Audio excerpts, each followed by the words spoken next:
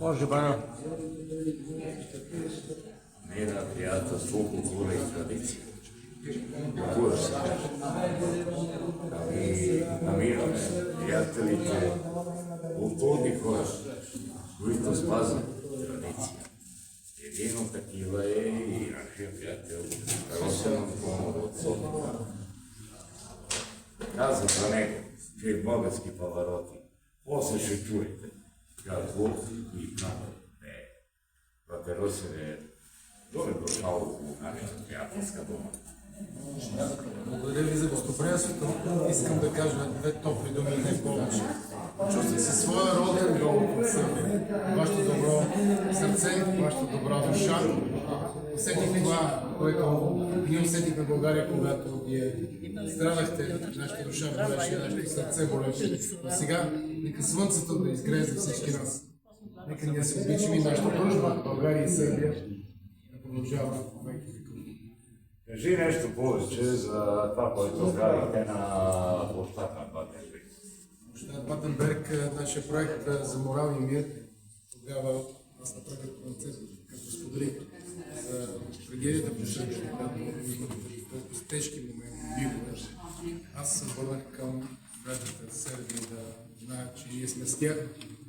И твоята официална покана да участвам, аз приех от сърце и вълнение. И усетих наистина отново своя скъп дом Сърбия. Вие сте ми до сърцето. Повече не мога да кажа, нека моя глас да говори, а хората да кажат какво чувстват. Важно да остане нашата дружба и да има мир и слънце в нашите уши за нашите малки хубави деца. Точно така, обаче. Телевизия Войводина не те познава. Разкажи нещо за себе си. Обичам да пея. Обичам хората, обичам спорта. Наблягайте на добрите взаимоотношения, бъдете добри. Няма да има мир. Има морал. Когато има морал, тогава има ценности. Обичам ви. Да кажа нещо повече за себе си. Аз съм просто човек. Не си просто обаче. Ne. Може ли да изпееш един тон?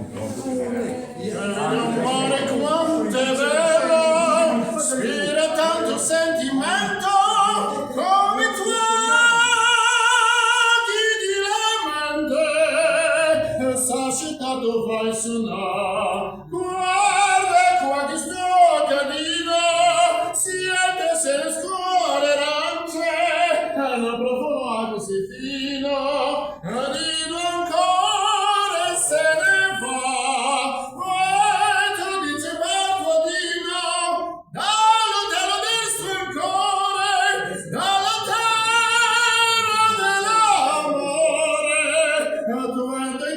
Mondo